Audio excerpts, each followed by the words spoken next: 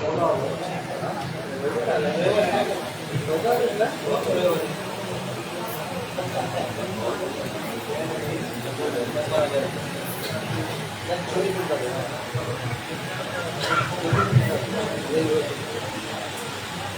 बुद्धाय, जय भीम।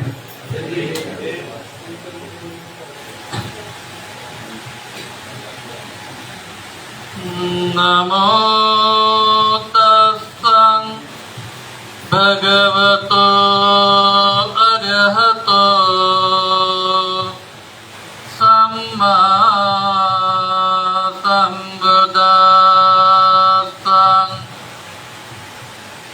नमो तस्सं भगवतो अरहतो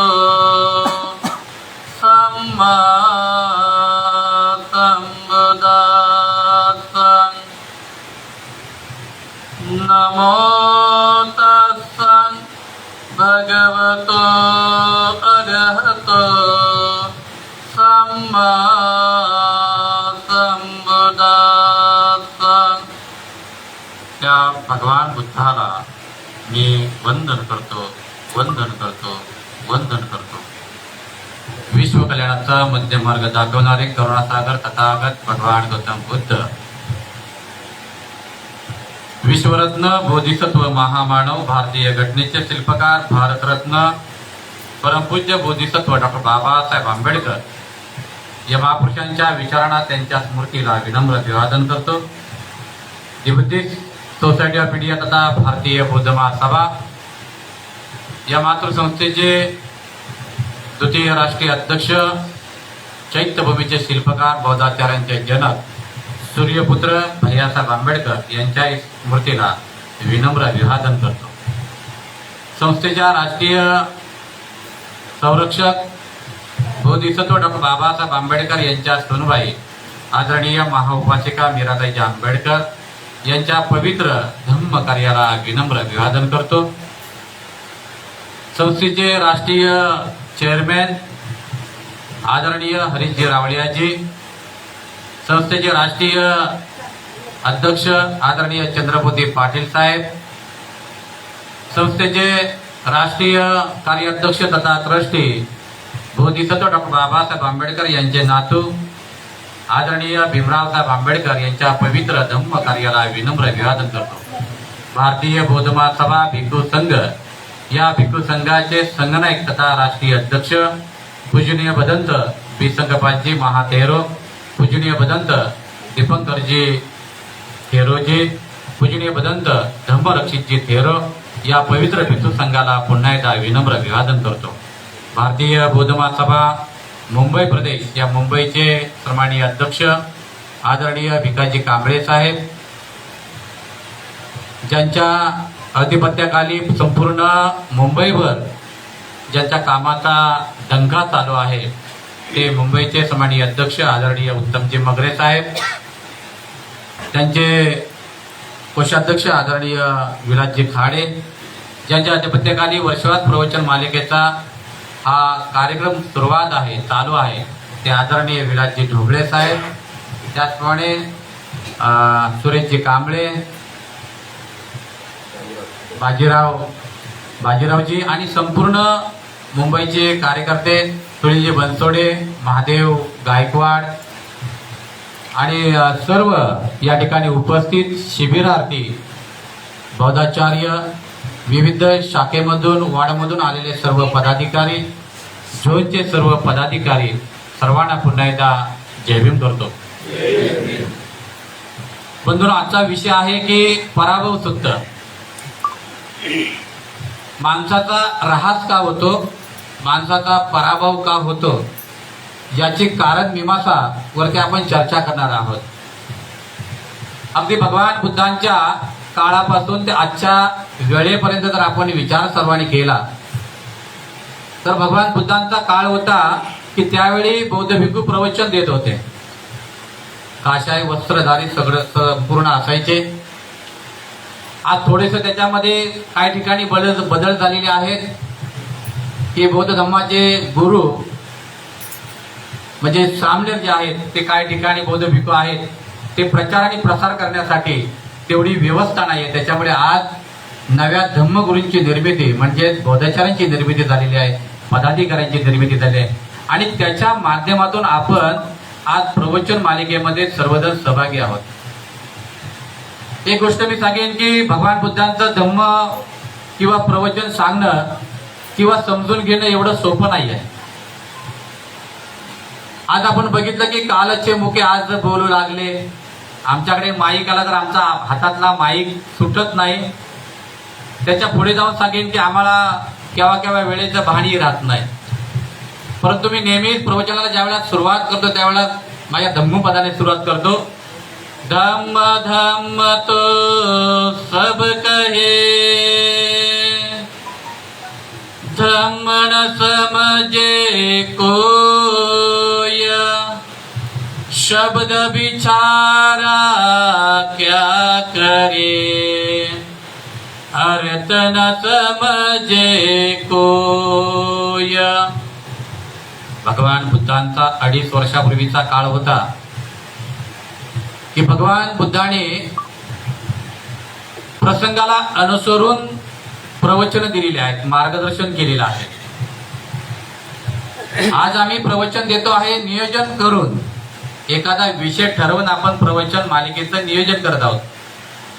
भगवान बुद्धांच्या काळी तसं नव्हतं. भगवान बुद्धाला बुद्धत्व प्राप्त झालं आणि बुद्धत्व प्राप्त झाल्याच्या नंतर भगवंतांनी बघितलं की मी उपदेश कोणाला करू. चारही गोष्टींचा सगळ्या बाजूने विचार भगवंतांनी केला. मग त्यांना जाणीव झाली की ज्यांनी मला विपश्यनेची मार्ग दाखवला ते आलारकाराम असतील, उद्धव रामपुत्र असतील, त्यांचं निधन झालं होतं.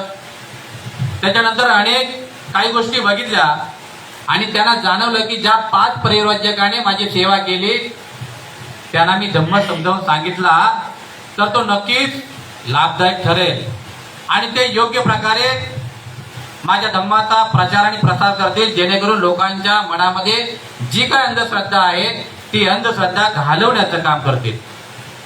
आणि मग भगवंताने प्रवचन म्हणजे भगवंताने आपल्या प्रत्येक ठिकाणी कार्याला सुरुवात केली. भगवान बुद्धांच्या त्या काळामध्ये 43 वर्षवास भगवान बुद्धांनी केलेली आहेत.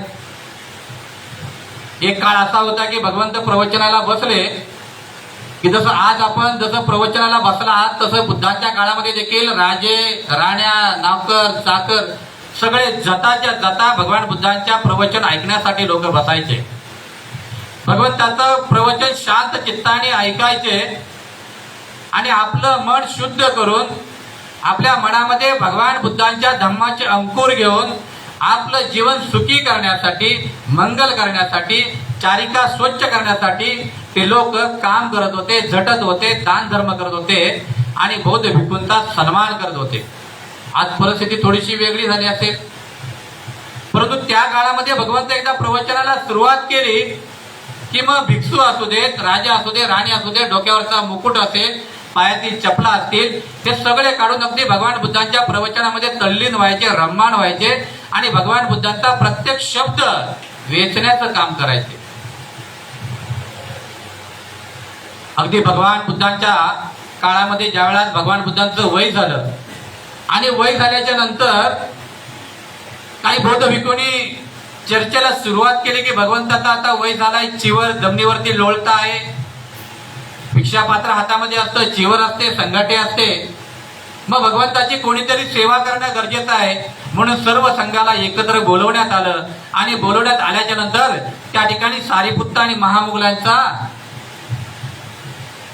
त्यांची नावाची सूचना आली. भगवंताने सांगितलं की नाही, सारीपुत्त आणि महामुगलान माझी सेवा करणार नाहीत, कारण मी जे प्रवचन देतो, मी जसं बोलतो अगदी त्याच तोडीने, त्याच विचाराने, त्याच ध्येयाने हे सारीपुत्त आणि महामुगलान प्रवचन देतात, लोकांच्या मनातील दुःख नष्ट करतात, ते माझी सेवा करू शकत नाही. आणि मग आपल्यासारखी पुन्हा संघामध्ये चर्चेला सुरुवात झाली. मग कोणाचं नाव सांगायचं, कोणाचं नाव सांगायचं. मग काही लोकांनी सूचना केली की भदंत आनंद आहेत त्यांचं नाव सगळ्यांनी सुचवलं आणि मग भगवंतांनी सगळ्या लोकांनी नाव सुचवलं, बौद्ध भिक्खूंनी नाव सुचवल्याच्या नंतर लास्टला भगवंतांनी सांगितलं, आनंद तुला माझी सेवा करावी लागेल. आनंदी सांगितलं की भगवंत मी सेवा करेन, माझ्या काही अटी आहेत, त्या जर अटी तुम्हाला जर मान्य असतील तरच मी तुमची सेवा करेन, अन्यथा मला जमणार नाही. मी इतर बौद्ध भिक्खूंसारखं तुमच्या बरोबर काम करेन, वागेन, राहीन, सेवा करेन, या सगळ्या गोष्टी करेन. मात्र माझी तुम्ही काही अटी मान्य केल्यात तर मी तुमची सेवा करेन. मग भगवान बुद्धाने सांगितलं की बोल तुझ्या अटी काय आहेत. त्याची पहिली अट होती की तुम्हाला भोजन आलं किंवा कोणतंही निमंत्रण आलं ते निमंत्रण मी स्वीकारेन, तुम्हाला त्या ठिकाणी जावं लागेल. भगवंताने स्मितहास्य केलं. आनंद पुढे म्हणतात, भगवंत तुम्ही ज्या ठिकाणी भोजनाला जाल त्या वेळेला मी तुमच्या बरोबर येणार नाही, परंतु मी त्या ठिकाणी येणार नाही म्हणून तिथं जे प्रवचन तुम्ही द्याल ते प्रवचन संध्याकाळी जसंच्या तसं मला येऊन तुम्ही सांगायचं आहे. भगवंताने सांगितलं की ठीक आहे. दुसरी गोष्ट सांगितली की तुम्ही जे भोजन घेत आहात, चारिका करता आहात, केव्हा जर तुमच्या भोजनामध्ये मात्रा राहिली, भिक्षा मात्रामध्ये भोजन राहिलं तर तेच भोजन मी स्वीकारणार नाही, उष्ट अन्न खाणार नाही. नंतर एक दुसरी अट टाकली की तुम्ही ज्या विहारामध्ये राहणार, तुम्ही आराम करणार, त्या विहारामध्ये मी आतमध्ये झोपणार नाही. मी विहाराच्या बाहेर रात्रभर बसेन, तुमची सेवा करेन. माझ्या अनुमतीशिवाय कोणालाही आतमध्ये येता येणार नाही. मग तो राजा असू दे, सारीपुत्ता असू देत, महामौला असू दे, कोणी असू दे, माझ्या पूर्व परवानगीशिवाय तुम्हाला आतमध्ये येता येणार नाही. आणि मग हे सगळं अनेक वर्ष भगवंताची ती सेवा करणं चालू होतं. आणि सेवा करता करता भगवान बुद्धाने एका चंदू लोहाराच्या घरचं भोजन घेतलं आणि भोजन घेतल्याच्या नंतर त्याला अतिसार झाला आणि अतिसारामध्ये भगवंताला खूप वेदना झाल्या आणि वेदना झाल्याच्या नंतर भगवंताला जाणवलं की माझं महापरिनिर्वाण जवळ आलं आहे. म्हणून भगवंताने त्याला सांगितलं की माझं महापरिनिर्वाण जवळ आलं आहे. त्यावेळेला आनंदाने आक्सा बोक्सी रडायला सुरुवात केली. त्यावेळेला सांगितलं की नाही, तू रडू नकोस, तू माझी सेवा केली आहे. हळूच पुन्हा आनंद बोलतोय की भगवंत तुमचं महापरिनिर्वाण झाल्याच्या नंतर धम्माचा शास्ता कोण राहील. भगवान बुद्धाने सांगितलं माझ्या धम्माचा शास्ता कोणी राहणार नाही. माझ्या धम्माला जो जाणतो, माझ्या धम्माला जो मानतो, माझ्या धम्माचा जो आचरण करतो तोच माझ्या धम्माचा शास्ता होऊ शकतो. जसं बाबासाहेब आंबेडकरांनी उत्तराधिकारी कुठेच नेमलेला नाही. आज आमचे सगळे नेते बोलतात की बाबासाहेब आंबेडकरांची प्रॉपर्टी म्हणजे समाजाची प्रॉपर्टी आहे ना. बाबासाहेब आंबेडकरांची प्रॉपर्टी म्हणजे सगळ्या समाजाची प्रॉपर्टी. पण आमच्या नेत्यांची प्रॉपर्टी ती कोणाची प्रॉपर्टी? तो तर समाजाचाच नेता आहे ना, तोही समाजाचाच नेता आहे. पण तसं चालत नाही. फक्त येऊन थांबतं कुठे की बाबासाहेब आंबेडकरांच्या परिवाराबरोबर आहे ना. त्याच्यामुळे आपण देखील सगळे सुज्ञ आहात. आपण देखील विचार केला पाहिजे की ज्याचं खावं मीठ त्याचं काम करावं नीट आहे ना. नाहीतर मग आपले बाईमानदार लोक सगळेच आहेत, असू दे, त्यांचे विचार असतील ते. मग हे सगळं चालत असताना भगवंताने एका ठिकाणी बघितलं की सगळ्या ठिकाणी भगवंत त्या आनंदनी सांगितलं की बाबा माझ्या धम्माचा शास्ता कोण? जो धम्माला मानेल, जो धम्म जाणेल, जो धम्माचं आचरण करेल, जो विनयाचं आचरण करेल, तोच माझ्या धम्माचा शास्ता होऊ शकतो. आणि लास्टला भगवंताचं महापरिनिर्वाण जवळ आलं. तो एक सुभद्र नावाचा एक व्यक्ती भगवान बुद्धांजवळ आला आणि सांगितलं की भगवंत मला दीक्षा घ्यायची आहे, संघामध्ये यायचं आहे, तुम्ही मला संघ दीक्षा घ्या. आनंदी सांगितलं की नाही, भगवंत महापरिनिर्वाणात चालले आहेत की तुला आतमध्ये येता येणार नाही, तुला आता दीक्षा देऊ शकत नाही. आनंदने खूप त्याने अट्टास केला. लास्टला शेवटी भगवान बुद्धांपर्यंत ते आवाज गेले. आवाज गेल्याच्या नंतर भगवंताने सांगितलं की ये आतमध्ये ये. भगवंताजवळ तो आला, गुडघ्यावरती बसला, भगवंताला अभिवादन केलं आणि अभिवादन केल्याच्या नंतर त्या ठिकाणी त्याला उपदेश दिला, दीक्षा दिली. आणि मग दीक्षा दिल्याच्या नंतर भगवंताने त्याला दीक्षा दिल्याच्या नंतर भगवंताचं महापरिनिर्वाण झालं. जसं महापरिनिर्वाण झालं तसं त्याच्या तोंडातून शब्द निघाले, बरं झालं भगवान बुद्धांचं महापरिनिर्वाण झालं. भिक्षूला सांगत राहायचे तुम्ही असं करा, तुम्ही नियमांचं पालन करा, तुम्ही चारिका करा, तुम्ही आरामात राहू नका, आरामात खाऊ नका, तुम्ही चिंतन केलं पाहिजे, तुम्ही अध्ययन केलं पाहिजे, तुम्ही समजून घेतलं पाहिजे, समाजाची दुःख जाणून घेतली पाहिजे. हे सगळं कटकट एकदाची गेली. हे सगळं ऐकतात बोलता बोलता एका अरहंत बौद्ध भिक्खूने ऐकलं आणि त्याने ऐकल्याच्या नंतर महाकाश्यपाने ऐकलं आणि ऐकल्याच्या नंतर त्याला चिंता वाटू लागली की भगवंताने एवढी वर्षवास केली आहेत, एवढी वर्ष प्रवचन दिली आहेत, त्याचं काय? आम्ही फक्त प्रवचन ऐकले आहेत परंतु आमच्या मुखवत नाही आहेत ती सगळी प्रवचन आनंदच्या तोंडपाठ होती. 84,000 प्रवचन भगवान बुद्धांनी दिली ती सगळीच्या सगळी आनंदच्या तोंडपाठ होती. मात्र आनंद अरहंत झाले नव्हते आणि मग अरहंत होण्यासाठी त्याने खूप प्रयत्नाची पराकाष्ठा केली. त्याने एकच केलं होतं की भगवान बुद्धांजवळ राहत असताना त्याने फक्त भगवान बुद्धांची सेवा केली होती आणि सेवा करता करता जे जे प्रवचन भगवान बुद्धांनी सांगितलं होतं ते मात्र बरोबर लक्षात ठेवलं होतं, कारण त्यांची स्मृती समाधी ही खूप मोठी दांडगी होती. आणि मग हे सगळं करत असताना सप्तपर्णी गुफेमध्ये पहिली धम्मसंगीती झाली आणि धम्मसंगीती झाल्याच्या नंतर भगवान बुद्धांच्या काळी त्यांचा एक सेवक होता, म्हणजे त्यांच्या नगरामधला एक उपाली होता, नावी होता. त्याने पहिली धम्म संघ दीक्षा घेतली. संघ दीक्षा घेतल्याच्या नंतर त्या नगराचे काही राजकुमार होते तेही त्या ठिकाणी उपस्थित होते. कपिलवस्तूचे राजकुमार होते, खूप गर्विष्ठ होते आहे ना. त्या गर्विष्ठ राजकुमाराने सांगितलं की भगवंत तुम्ही पहिली उपालीला दीक्षा द्या, कारण त्याने आमचे केस काढले आहेत, दाढी मिशी केली आहे, त्याच्यामुळे त्याला अभिवादन करायला आम्हाला कोणतेही कठीण जाणार नाही, कारण आम्ही एका बौद्ध भिक्खूला अभिवादन करा आणि नंतर आम्हाला दीक्षा द्या, तो आमचा पहिला प्रथम गुरु असेल. आणि हे सगळं करत असताना भगवंताने बघितलं की सगळे विनय जे होता 227 नियम जे होते ते सगळे उपालीचे पाठ होते. आणि भगवान बुद्धांनी जे प्रवचन आनंदला दिली होती ते सगळी शुद्ध पिटक होती, ती आनंदच्या सगळीच्या सगळी पाठ होती. आणि मग ती सप्तपर्णी गुफेमध्ये ज्यावेळेला धम्म सांगण्यात आला त्यावेळेला आनंद असे म्हणायचे की असे मी ऐकले आहे, बोललं गेलं की एवं मे सुतं एकं समयं भगवा सावती विरहती जेतवन्ने अनात्य पिंडिका सरामे अत्त खोयंतरा देवता अभिकंताय रतिया अभिवन्नं केवल कंपा जेतवन्ने ओबा सेत्वा येन भगवा उपसकमित्वा भगवंत अभिमोदित्वा एकमन्न अट्टासी एकमंटांकी कोसा देवता भगवंत गाताय अद्यबाती. असे मी ऐकले आहे. भगवान बुद्ध एके समयी श्रावस्तीमध्ये अनाथ पिंडिकाच्या जेतवानामध्ये असताना एक सत्पुरुष माणूस दिवे पेटवत भगवान बुद्ध ज्या ठिकाणी होते त्या ठिकाणी आला आणि त्याने भगवंताला प्रश्न केला की भगवंत माणसाचा पराभव का होतो?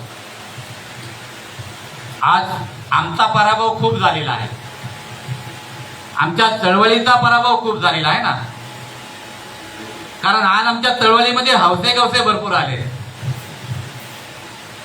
ज्याला बोलता येत नाही तोही बोलू लागला आहे, जो तंबाखू खातोय तोही प्रवचन द्यायला लागला आहे, जो दारू पितोय तोही बोलतोय की थोडीशी पियालोय, काय चढत नाही ना, देतो ना प्रवचन आहे ना. ते सगळे बोलले आहेत. परंतु बाबासाहेब आंबेडकरांना ज्यांची अपेक्षा होती की शिकलेला वर्ग याच्यासाठी धम्माकडे आला पाहिजे की त्याची वाणीमध्ये शुद्धता असते, त्याच्या वाणीमध्ये ताकद असते, काय बोलायचं आणि काय बोलायचं नाही याचा विचार करण्यासाठी त्याच्याकडे बराचसा कालावधी असतो, त्याची बुद्धी चाणक्य नीतीसाठी असते. पण आमचे शिकले सवरे लोक आमच्या धम्माच्या मार्गाकडे आले पाहिजेत, परंतु तसं होताना दिसत नाही. बाबासाहेब आंबेडकरांचा काळ होता की बाबासाहेब आंबेडकर एकदा बोलायला उभे राहिले की सगळे आमचे त्यापूर्वीचे लोक शांत चित्ताने बाबासाहेब आंबेडकरांचं महापरिनिर्वाण होईपर्यंत शांत चित्ताने ऐकत होते, जाणून घेत होते, समजून घेत होते. परंतु जसं बाबासाहेब आंबेडकरांचं निधन झालं तसं आमच्यामध्ये कॉम्पिटिशन निर्माण झालाय ना. लीडर जन्माला आले, कार्यकर्ते तर विचारूच नका. गल्लीमध्ये 4 लोक मुलं एकत्र आले की 5वा लीडर बनतो आहे ना. दिल्लीतलं काम दिल्लीमध्ये चालू होतं, दिल्लीतलं काम गल्लीमध्ये चालू होतं.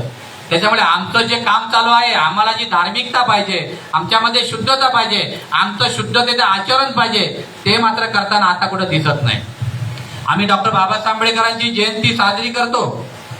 बाबासाहेब आंबेडकरांनी शेवटचं जे शिर आहे सुरा मेरे म्हणजे बाबा ठाणा वेरमणी शिका बदमसामध्ये मी दारू मद्य पान गांजा याला शिवणार नाही, सेवन करणार नाही, सगळं बाबांनी आमच्यात सांगितलं. आम्हाला पंचशील भगवान बुद्धांच्या नियमाप्रमाणे दिलं, परंतु आम्ही त्याचं सगळं उलट केलं. नमो तसानी पहिलं होतं तसंच, बदल काय नाही. बदल केला आमच्या कपड्यामध्ये, बदल केला राणीमध्ये, बदल केला खाण्यामध्ये, बदल केला भांडीमध्ये, बदल केला माडीमध्ये. आमचं बाकीचं जसं आहे तसंच आहे, बदल काहीच नाही. पण आम्हाला जाणवलं पाहिजे की आमचा पराभव का होतो. आम्ही जर चळवळीमध्ये विचाराची चळवळ जर आम्ही ठेवली तर आमची चळवळ योग्य मार्गाने जाईल. पण आज आम्ही चळवळ करतोय, वळवळ करतोय, ती सगळी भावनिकतेची वळवळ करतोय ना. बाळासाहेब आंबेडकरांनी देखील सांगितलं, बाबांनो जर तुम्हाला चळवळ करायची असेल तर विचाराची चळवळ करा, कारण भावनिकतेची चळवळ संपलेली आहे. तरी देखील आमचा कार्यकर्ता काय करतो आहे, आमची भावनिकतेची चळवळ करून आमच्या चळवळीचा सगळा सत्यानाश करणं चालू आहे ना. कोणी येतोय, भोंगळ सुटतोय आणि घोषणा जय भीम वाले, इकडून आले जय भीम वाले, तिकडून आले जय भीम वाले. बाबा नाही रे बाबा, जय भीम करो, जय भीम बोलो और पढ़ाई कर लो. जय भीम बोलो, ज्ञान ले लो. जय भीम बोलो, बिहार में चलो. जय भीम बोलो, अरे पढ़ाई कर लो. हे सगळं जर आम्ही केलं तर आमचा केव्हा पराजय होणार नाही. काही लोकांना असं वाटत असेल की मी खूप ज्ञानी आहे, खूप पंडित आहे. अगदी कालुदाईचं तसंच झालं होतं. भगवान बुद्धांचा पूर्वश्रमीचा एक मित्र होता, सिद्धार्थ गौतमाचा मित्र होता काळुदाई. त्याला गर्व झाला. एके दिवशी भगवंताला नवे श्रावस्ती नगरामध्ये दिंडोरा पेटवला की मी भगवान बुद्धांपेक्षा चांगलं प्रवचन देतो. लोकांनी काही सामनेर संघाची किंवा बौद्ध भिक्खूंची चारिका बंद केली. एवढा हा विद्वान आहे, तर आपण त्याला एक दिवस प्रवचनाची संधी देऊया असं निर्माण करण्यात आलं. कालुदाई जाग्यावरती बसला, आसनावरती बसला, बोलायला त्याची सुरुवात केली, त्याची वाचाच गेली होती है ना. म्हणून वाचेने कोणाला त्रास देऊ नये, वाचेने कोणाला वाईट बोलू नये, डोळ्याने कोणाला त्रास देऊ नये. आम्ही बोलतो की बाबा आम्ही शरीराने कायावाचा मनाने आम्ही त्रास देत नाही, परंतु आम्ही जास्तीत जास्त त्रास देतो. आमच्यातला विकास जोपर्यंत जात नाही, आमच्यातला विकास जोपर्यंत जात नाही, आमच्यातल्या मध्ये शुद्धता जोपर्यंत येत नाही, तोपर्यंत आम्हाला बुद्ध भेटणार नाही. कारण बुद्ध हा बुद्धिवंत प्राणी, ज्या बुद्धाने आपल्या बुद्धीचा अभ्यास केला त्याला आपण भगवान बुद्ध बोलतो. भ म्हणजे नष्ट करणे, वाण म्हणजे तृष्णा, ज्याने सगळी तृष्णा नाश केला. त्या भगवान बुद्धांजवळ एक देवता दिवे पेटवत आली आणि भगवान बुद्धाला म्हणते, पराभवंतम पुरीस पुय्य मय्य पुच्छाम गौतमं भगवंत पुट्ट माग माकी पराभवत मुकाम. भगवान बुद्ध वृंदिगत होणारा पुरुष सहज जाणता येतो व पराभव पावणारा पुरुष हा सहज जाणता येतो. वृंदिगत होणारा पुरुष धम्म परांगत असतो व पराभव पावणारा पुरुष धम्माचा द्वेष करतो. आज आमच्या चळवळीमध्ये देखील बघा, आमचे बोधचारी असतील, कार्यकर्ते आपले असतील, समाजसेवक असतील, इतर संस्थांचे कार्यकर्ते असतील, आम्हाला धम्माचं आचरण करणं गरजेचं आहे. जो आचरण करतो तो जास्त बडबड करत नाही. बरं, जो धम्माचा शिरवान असतो तो सांगत ना आपल्याविषयी, मी असं केलं, मी तसं केलं. आमचं काय झालं, आम्ही काम करतो कमी, परंतु आमची बढाई जास्त असते की मी असं केलं आहे, मी तसं केलं आहे, मी हेच केलं आहे. फक्त माझं माझं माझं माझं काय नाही, माझं सगळं इथंच राहतं. वज मात्र काही 2-3 तासानंतर सगळं वज मशानभूमीमध्ये घेऊन जातात, होमबट सोहा करतात आणि ते वज संपवून पुन्हा आपल्याला यावं लागतं. मात्र आपल्याला जर वज करून घ्यायचं असेल तर आमचं आचरण शुद्ध ठेवलं पाहिजे. आम्हाला धम्मामध्ये पारंगत झालं पाहिजे. जो धम्माचं आचरण करत नाही, म्हणून मी सांगितलं, धम्म धम्म तो सब कहे, धम्म न समझे कोय, शब्द विचारा क्या करे, अर्थ न समझे कोय.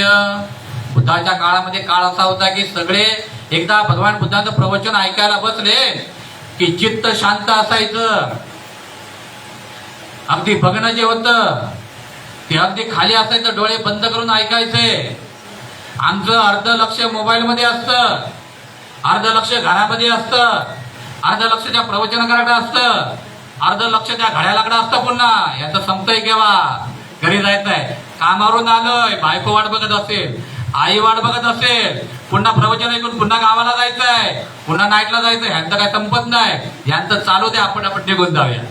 या सगळ्या गोष्टी आहेत ना. म्हणून वृद्धिगत होणारा पुरुष धम्म पारंगत असतो. ज्याची बुद्धी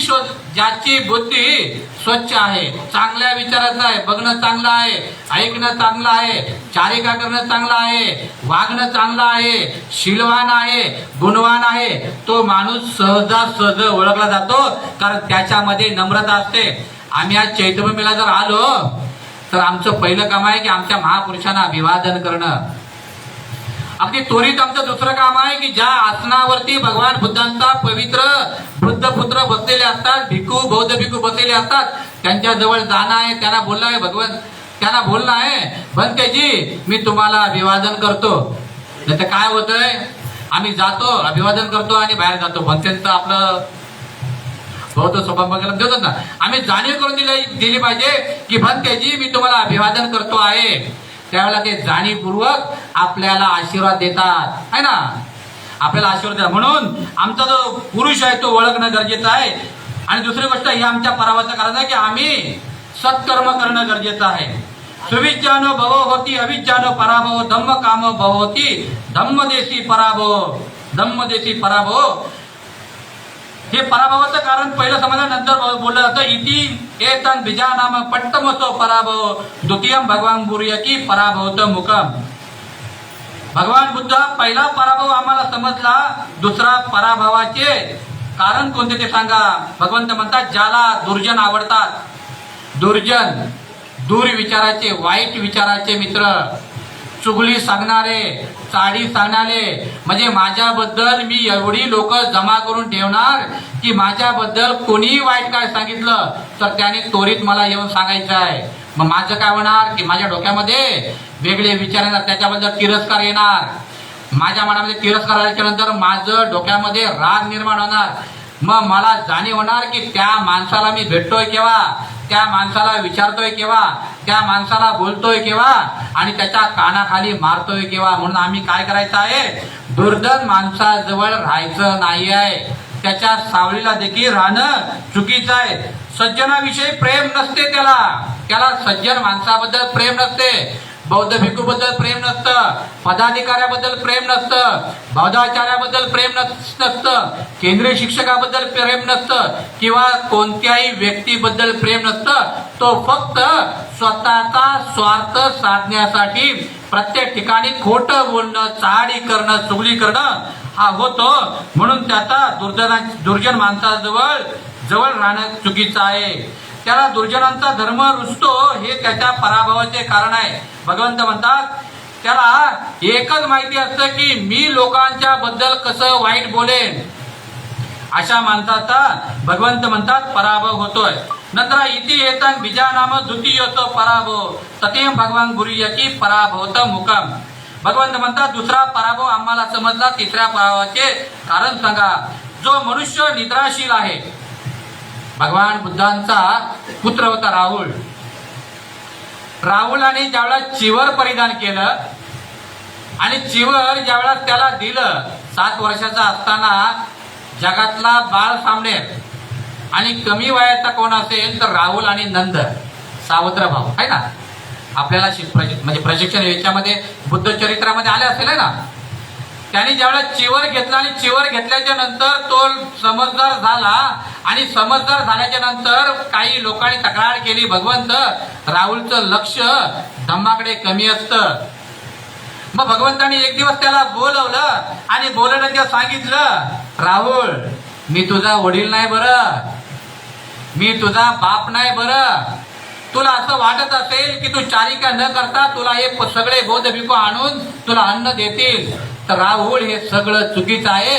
तुला 5 घर फिरून चारिका करायची आहे.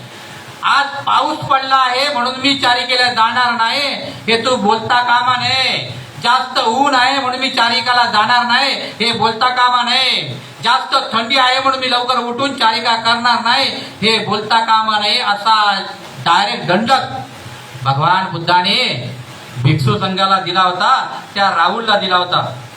मात्र आज काय झालं आहे, आज आम्ही सगळं बघतोय, सगळ्या ठिकाणी आपण विचार करतो आहे. आम्ही सगळ्या ठिकाणी विचार करतोय. कोणता विचार करतोय की श्रमणाची सेवा करणं गरजेचं आहे. जे श्रमण आहेत त्यांची सेवा करणं गरजेचं आहे. जास्त जर श्रमण असतील म्हणजे श्रमण आहेत, श्रमणामध्ये भरपूर काही प्रकार आहेत. आपण बौद्ध भिक्खूंबद्दल घेऊया. बौद्ध भिक्खू सकाळी प्राप्तविधी जवळजवळ सकाळी 4 वाजता उठतात. 4 वाजता उठले त्यांचा प्राप्तविधी असतो, विपश्यना असते, ध्यान साधना असते.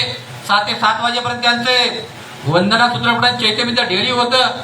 7 ते 8 वाजेपर्यंत त्यांचा नाश्ता होतो आणि बाकीच्या नंतर 8 वाजले की लोक अभिवादन करायला येतात. त्यांना समजावून सांगणं, आशीर्वाद देणं, हे सगळं श्रमण आपले म्हणजे आजचे बौद्ध भिक्खू करतात. आणि आता चैत्यमध्ये तेच आहे. म्हणजे भगवंत म्हणतात निद्राशीली सभाशीली. सभाप्रिय जो माणूस सभाप्रिय आहे, प्रयत्न न करणारा आळशी माणूस असतो, तो केव्हा चांगल्या त्याचा पराभव होतो. म्हणजे उगाचच मोठेपणा मारणारा, कोणतंही काम न करणारा, आळसामध्ये राहणारा, कामाला जायचं नाही, मात्र बाप जर बीएमसी मध्ये असेल तर मग त्या मुलाचं लक्ष कुठं असतं बरं? बापाच्या नोकरीवरती. पिटिकेच पाहिजे ना. बीएमसी मध्ये जर बाप असेल तर पोरग्याचं लक्ष कुठं असतं? पिटिकेस वरती. शाळेमध्ये जात नाही बापजी, बीएमसी मध्ये अजिबात शाळेमध्ये जात नाही, अभ्यास करत नाही, दिवसभर उडगत, जेवणाच्या वेळेला बरोबर जेवणाला यायचं, रात्री बरोबर जेवणाला यायचं, 11, 12, 1, 2 वाजेपर्यंत झोपायचं. आणि मग त्या चिंतेमध्ये बिचारा बाप असतो, झाडू खात्यामध्ये काम करतो, मग काय वेळामध्ये झाडू मारून मारून बापाची सगळी त्याच्यामध्ये दारू असते ना, सुरा मेरय मज्जपमा दटाना दारू असते. मग संध्याकाळी कामातून सुटला की बाप बिचारा दारू पितो. किती वर्ष जगतो काम करून करून? 50, 55. लास्टला मग काय पोरग कामावर चढतं. ते पण काय कमी आहे का? ते पण पिवडं होतं. पण आता आमची मुलं दारू पियत नाहीत.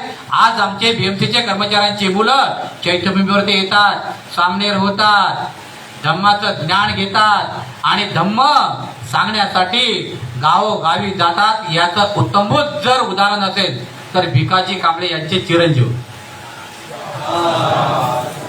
म्हणजे केव्हा केव्हा असं असतं की बाबा आम्ही सगळे असावेत, पण त्याच्यामध्ये आपली बायको नसावी, आपल्या परिवार नसावा, है ना. परंतु तसं नाही आहे. भिकाजी कांबळ्यांबद्दल जर विचार केला तर संपूर्ण परिवार, म्हणजे आता समोर आहेत म्हणून स्तुती करत नाहीये, तर सगळ्यांना माहिती आहे की संपूर्ण परिवार धार्मिक आहे. संपूर्ण परिवार म्हणजे बिचारे रात्री लवकर घरी जातच नाही आणि दिवसभर बीएमसीच्या कामावरून तिकडून निघाले की डायरेक्ट बाकीचे भारतीय बौद्ध सेवेची कामं असतात. म्हणजे आतून अगदी नारळ आहेत. भिकाजी कांबळे म्हणजे टोटली नारळ आहे. वरून खूप कडक आहे परंतु आतून खूप मऊ आहे. मग त्यांचं मुंबईमध्ये ज्याने जे 2003 पर्यंत जे काम केलं त्याला कुठेच भारतीय बौद्ध महासभेच्या इतिहासामध्ये तोड नाही. एवढं मोठं काम आहे.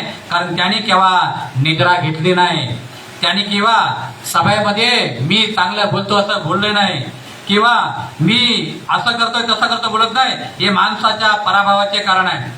भगवंत पुढे म्हणतात की जो समर्थ असून वैरुद्ध आई वडिलांचा सांभाळ करीत नाही किंवा त्याची सेवा करीत नाही, हे त्याच्या पराभवाचे कारण आहे. भगवान बुद्धाने शिगाल नावाच्या ब्राह्मणाला सांगितलंय ना, माता पितो उपत्तान पुत्त दारत संडग अनाकुलाचे वंदन, हे तर उत्तम करा. आई वडिलांची सेवा करणं गरजेचं आहे. परंतु आजची परिस्थिती की आम्ही आई वडिलांची सेवा करणं राहिलं बाजूला, आमच्याकडे आई बरोबर बोलायला वेळ नसतो. आई बिचारी म्हातारी असल्याने मुलांचे 2 भाऊ जर घरामध्ये असतील, 2 भाऊ लग्न व्हायच्या अगोदर आम्ही बोलतोय की भाऊ माझा, आई माझी, आई माझी. लग्न होईपर्यंत आई माझी चालू असतं. जसं लग्न झालं दोघांचं तिथं बोलतो आई तुझी, तो बोलतो आई तुझी, आहे ना. बाप बिचारा म्हातारा असतो आणि आई पण म्हातारी असते. म्हणून बाप करतो ठॉकटॉक आणि आई करते खॉकटॉक. त्या ठॉकटॉक मध्ये आमच्या पोरग्याला काही जमत नाही. आमचा पोरगा काय करतो? आमचा पोरगा पुढे असतो, पाठीमागे असतो 10 पावलं आणि आमची ताई पुढे असते. चरे भोपल्या कुठे? टुणक टुणक. मग काय होतं? आई मावली फजत पावल्याने बायकोन दुनिया धावली, आहे ना. मग आम्ही त्या आमच्या मुली बरोबर आमच्या आई वडिलांना विसरणं सगळं सोडून देतो. मग आईचं निधन झालं, मग आम्ही काय करतो? आमच्या आईला काय आवडत होतं? जेवण आवडत होतं. मग काय? मेथीची भाजी, लोणचं, पापड, मग सगळं पंचपक्व भोजन. आईचं ज्या दिवशी पुण्यानुमोदन असेल त्या दिवशी आम्ही पंचपक्वान भोजन ठेवतो आणि करतो. काव काव कावळा, पण तुझे डोळे खाव का? तुझे डोळे खाव का? बाजूला हो ना.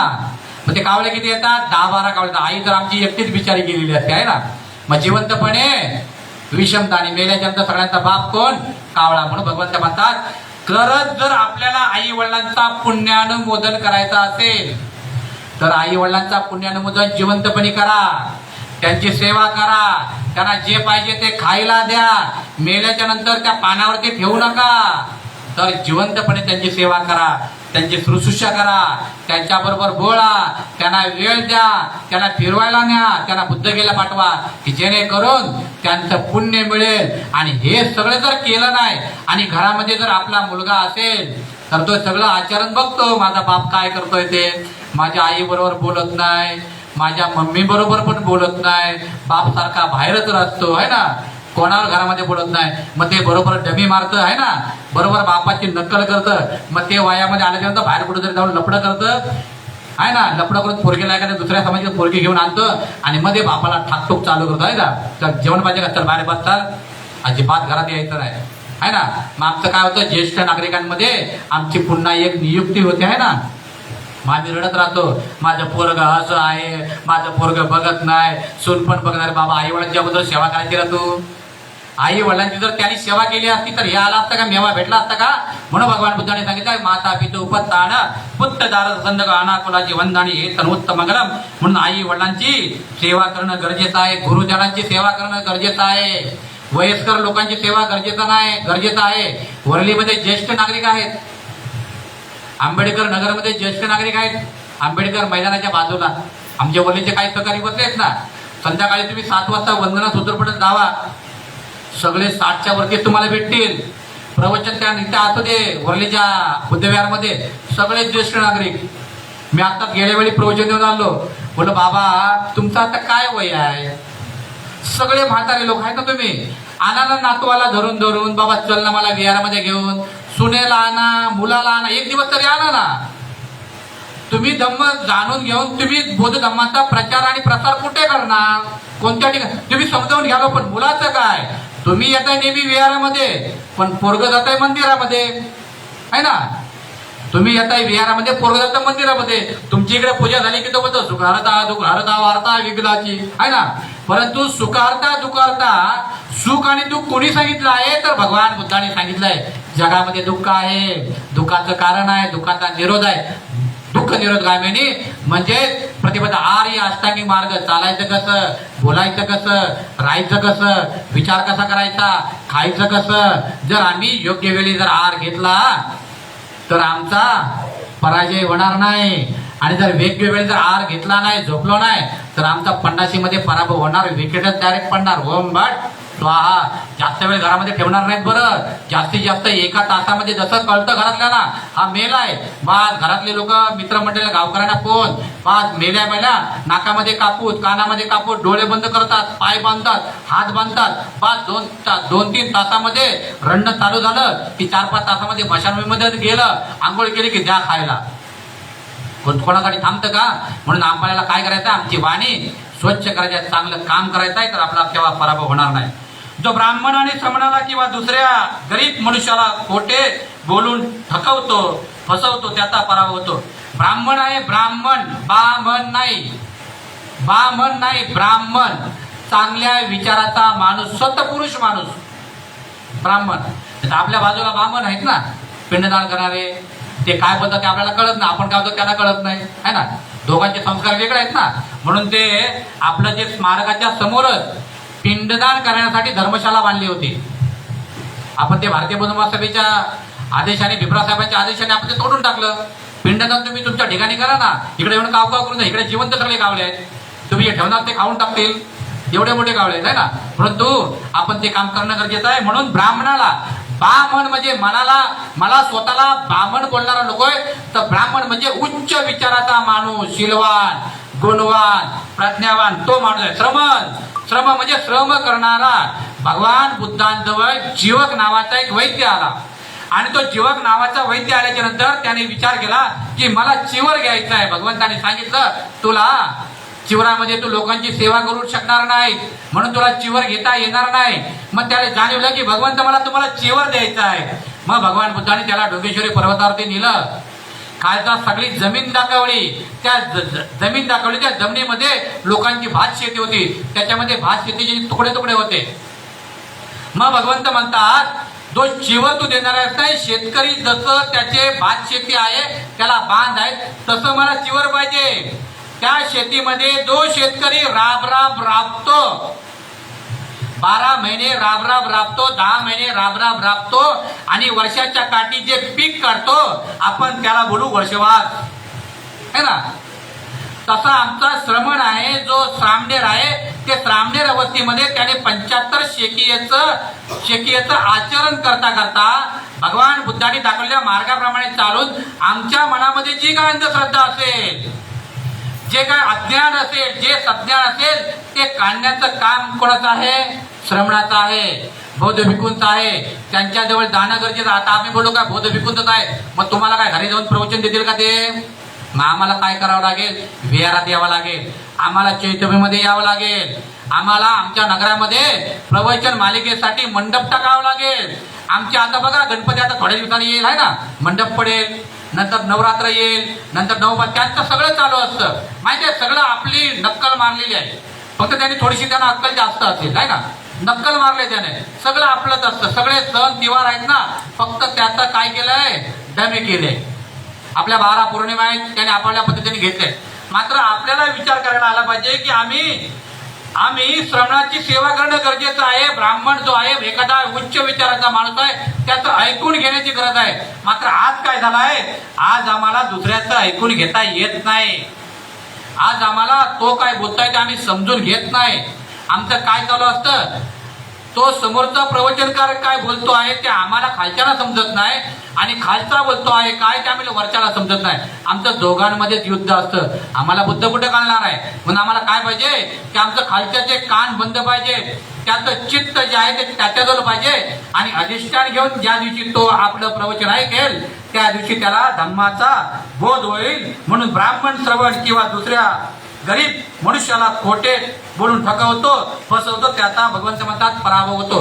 फसवणे म्हणजे एखाद्याला आपण पैसे दिले, आहे ना, किंवा एखाद्याला फसवलं तर नेहमीच त्याला फसवणं. एखाद्याला पैसे दिले तर त्याच्या नेहमीच घरामध्ये जाऊन सांगणं, अरे बाबा मला पैसे दे, पैसे दे, पैसे दे. परंतु भगवंत म्हणतात एखाद्याला एखादी वस्तू जर दिली तर परत घेण्याची अपेक्षा करू नका, है ना. आपण जर दान दिलं तर भगवंत बोलतात ना, दान अन्नदान सदाय तेला रक्तांतु संपदा भावना वीरता होतो गच्छंतु देवता, है ना. आशीर्वाद देतात ना बौद्ध भिक्खू, भावना वीरता होतो गच्छंतु देवता गता.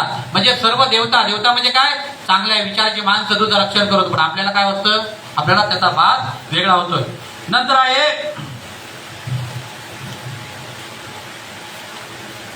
आहे मनुष्य पुष्कळ धन संपत्ती आणि अन्नधान्य असलेला मनुष्य गोड धोड पदार्थ एखाद्या एकटाच खातो, त्याचे पराभवाचे करत आहे.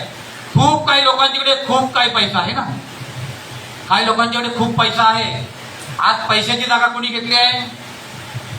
माणसाची जागा कोणी घेतली आहे? पैशाने घेतली आहे ना. आज लोक पैसा एवढा करतात, पण तो पैसा खाण्यासाठी घरामध्ये कोणच नसतं. काही लोक एवढे श्रीमंत आहेत पण त्यांच्या घरामध्ये लेकरबाळ कोणीच नाही आहे ना. आता जिनं आमचं बाबासाहेब आंबेडकरांचं कोणतंही गाणं केव्हा गायले नाही बिचारी, आहे ना, कोणतंच गाणं बिचारी गायले नाही, कोणतंच. मरताना बोलली की नाही मी एकतरी बाबासाहेब आंबेडकरांचं गाणं गायले असेल तर लय बरं झालं असतं. मरताना शेवटी लागते ना, ते थोडंसं किक लागते ना, तशी तिला लास्टला आठवण झाली. परंतु मरतानाचे शब्द होते की माझ्याकडे धनसंपत्ती भरपूर होते, माझे बॉडीगार्ड होते. आज माझे बॉडीगार्ड नाही तर माझी सेवा करण्यासाठी वॉर्डबॉय आहे. मी ज्या वेळेला बाहेरच्या देशामध्ये फिरायची त्यावेळेला मी विमानानं जायची, परंतु आज माझी परिस्थिती अशी आहे की आज मी व्हीलचेअरमध्ये बसून सगळं करते. माझी अशी परिस्थिती होती की मी जगातले सगळे डॉक्टर एकत्र आणून उपचार केला असते, मात्र शरीर मला साथ देत नाही. म्हणून ज्यांच्याकडे पैसा असेल त्यांनी जास्त उड्या मारायचं नाही, त्याने जमिनीवरतीच पाय ठेवून जर राहिलं वागलं तर खूप बरं होईल. अगदी जिवंत उदाहरण घ्यायचं असेल बुद्धांच्या काळामध्ये तर अनाथ पिंडक आहे ना, अनाथ पिंडकाने सगळं दान दिलं. शेवटला एक दिवस आपल्या राजवाड्यामधली माती घेऊन गेला, जेतवानामध्ये घेऊन गेला. भगवंताजवळ गुडघ्यावरती बसला, भगवंताला बोलला, भगवंत आज माझ्याकडे देण्यासाठी काय नाही, मात्र मी थोडीशी माती आणले, त्या मातीचा स्वीकार करावा. सगळे बौद्ध भिक्खू होते, राजा राणी होत्या, सगळे लोक होते, सगळे तोंडाकडे बघायला लागले, काय हा अनाथ पिंडक. भगवंत म्हणतात साधू साधू. मग भगवंताने बघितलं की त्या जेतवानामध्ये एका ठिकाणी खड्डा पडला होता. सांगितलं ती माती आहे ना त्या खड्ड्यामध्ये नेऊन टाक. जर खड्ड्यामध्ये कोणाचा पाय पडला तर पाय मुरगाळेल, आहे ना.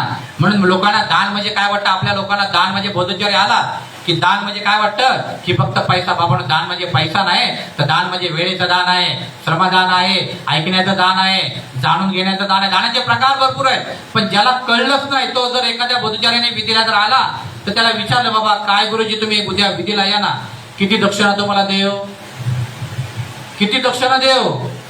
आपण कुठून किती वर्षाच्या नंतर आपण बौद्ध धर्माची दीक्षा घेतल्याच्या नंतर आम्हाला किती वर्ष झाले तरी पण आमचे काही लोक विचारतात किती दक्षिणा द्यायची, भंतेना काय काय द्यावं लागतं, है ना. म्हणजे आम्हा लोकांना माहिती नाही की आमच्या भंतेला काय काय द्यावं लागतं, याचा आम्हाला भान राहिलेलं नाही. त्याच्यानंतर भगवंत म्हणतात की स्त्री, मद्यपान, जुगार या व्यसनात जो पुरुष मिळवलेले संपत्ती पुन्हा पुन्हा घालवतो त्याच्या पराभवाचे कारण आहे. मी अगोदरच सांगितलं की सुरा मेरे म्हणजे पमाठाना वेरमणी शिक्का पदम समाधी आम्ही मद्य पान गांजा तंबाखू खाणार नाही. मात्र आज जर आम्ही जर विचार आमच्या समाजाचा केला तर आमच्या समाजामध्ये जास्तीत जास्त आमची मुलं व्यसनदारी आहेत. आमची मुलं मोठी झाल्याच्या नंतर आम्ही सांगतो अरे बाबा विहारात चल ना. लग्न होताना एखाद्या दादाचं जर लग्न असेल त्याला विचारलं दादा तुला पंचामृत येतो का, तर बोलतो नाही ना गुरुजी दाखवा ना. आता बरं बायकोचा आता बैल होणार असतो बरं, तरी पण आम्ही विचारलं अरे बाबा तुला काय पंचामृत येतो का, नाही नाही गुरुजी. पंचशील तरी पाठ आहेत का, गुरुजी पंचामृत येत पंचशील कसं पाठ असेल बरं. आमची ही अवस्था आहे ना. म्हणून आम्हाला जास्त संपत्ती असेल तर त्या संपत्तीचा जास्त माज करून चालणार नाही. आम्हाला त्या संपत्तीपासून दूर राहणं गरजेचं आहे. म्हणून आम्ही दुर्व्यसनी असेल तर त्याने आपली संपत्ती कुठेही उधळू नये, व्यसनाच्या आहारी जाऊ नये. दुसरी गोष्ट आहे की स्त्री, भगवान बुद्धांनी सांगितलंय कामेस्मिच्छाचारा वेरणी शिका पदम समाधी आम्ही. मी व्यभिचार करणार नाही. व्यभिचार म्हणजे काय, त्याच गोष्टी नाहीत. व्यभिचार म्हणजे डोळ्याने खुणवणं आहे. मनामध्ये चांगले विचार, मनामध्ये महिलाविषयी वाईट विचार आणणं ते देखील व्यभिचार आहे ना. आज ऑफिसमध्ये अशी पद्धत आहे, कर्मचारी जर वर्ग असेल एखाद्या महिलेला जर डोळ्याने जरी छळलं तर त्या महिलेला साक्षीदाराची गरज नाही, त्याच्यावरती डायरेक्ट गुन्हा दाखल केला जातो. परंतु आज काय झालंय, 50% आरक्षण आमच्या महिलांना दिलेलं आहे. मात्र आमच्या महिला, इतर जाती धर्माच्या महिला बाबासाहेब आंबेडकरांचं नाव घ्यायला अजून देखील लाजतात. बाई ग, आज तू जी नोकरी करतेच आहे ती नोकरी माझ्या बापाने दिली. आज तू तुझं लग्न झाल्याच्या नंतर डिलेव्हरीची 9 महिन्याची रजा घेते आहे, स्तनपान करण्यासाठी 6 महिन्याची रजा घेते आहे. ज्या खुर्चीमध्ये तू बसली आहे ती खुर्ची जर कोणी दिली असेल तर माझ्या बाबासाहेब आंबेडकर दिली आहे. त्याच्यामुळे तुला जय भीम बोलावं लागेल. बाबासाहेब आंबेडकरांनी भारतीय संविधान लिहिलं, त्या संविधानामध्ये ओबीसी समाजासाठी कलम 340 लिहिलं आणि नंतर 41 कलम आपल्या इतर जाती धर्मासाठी लिहिलं, शेड्यूल कास्टसाठी लिहिलं ना.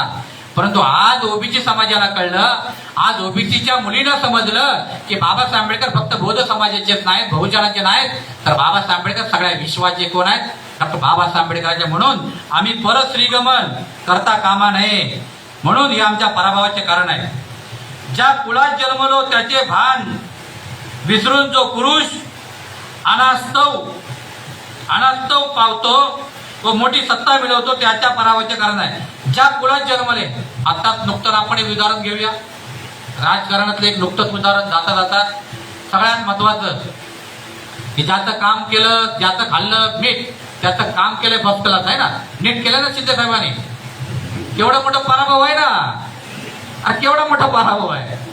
पण बाबासाहेब आंबेडकरांनी भारतीय संविधानामध्ये जे काही लिहिलेलं आहे, धनसंपत्तीबद्दल असेल, प्रॉपर्टीबद्दल असेल, राजकारणाबद्दल असेल, समाजकारणामध्ये असेल, बाबासाहेबांनी सांगितले समता, स्वातंत्र्य, बंधुत्व, न्याय, नीती याच्यावरती जो चांगल्या विचाराने काम करतो, जो दुसऱ्यांना दगाबाजी करत नाही, जो दुसऱ्यांबद्दल खोटं बोलत नाही, जो चुगली करत नाही, दुसऱ्याचा विचार करतो, दुसऱ्यांबद्दल आसक्ती राहत नाही, दुसऱ्याबद्दल आसक्तीचं प्रेम ठेवत नाही, दुसऱ्याला आपल्यासारखा समजून आपल्या बरोबर, आपल्या घरच्या माणसाबरोबर जो प्रेम करतो त्याचा मात्र केव्हाही पराभव होत नाही. म्हणून आपण प्रत्येकाने विचार केला पाहिजे की मी बाबासाहेब आंबेडकरांच्या चळवळीमध्ये काम करत असताना मी बुद्धाचा धम्म सांगत असताना, मी विचार करत असताना, मी झोपलेला असताना, चालत असताना, बसलेलो असताना किंवा चिंतन मनन करत असताना मी माझ्या आचरणाने, माझ्या कायेने, माझ्या वाणीने मी कोणालाही त्रास देणार नाही. फक्त माणसालाच नाही तर पशु असू दे, जळ असू दे, तळ असू दे, कोणालाही त्रास देणार नाही. त्या दिवशी आमच्या मनामध्ये मंगल कामना निर्माण होईल, मंगल मैत्री निर्माण होईल. आणि हे जर निर्माण करायचं असेल तर आमची वाणी शुद्ध पाहिजे. कारण ज्याच्या वाणीमध्ये शुद्धता आहे त्याच्या जवळच बुद्ध आहे. कारण भगवंताने सांगितलं, आनंदला आनंद. माझ्या धम्माचा वारसा हक्का मी कोणालाच दिलेला नाही. तो एक काम कर, जाऊन झाडाची पानं तुझ्या मुठीमध्ये जेवढी बसतील तेवढी मुठीमधले पानं घेऊन ये. आनंदने आणले.